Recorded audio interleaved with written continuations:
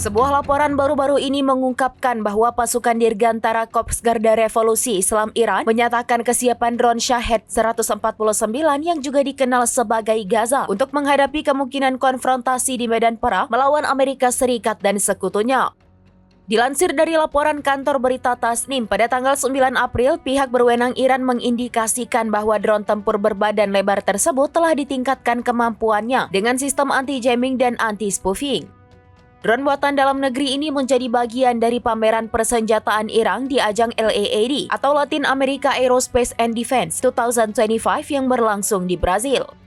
Disebutkan bahwa drone Gaza kini memiliki antena dan sistem penerima navigasi yang diperbarui.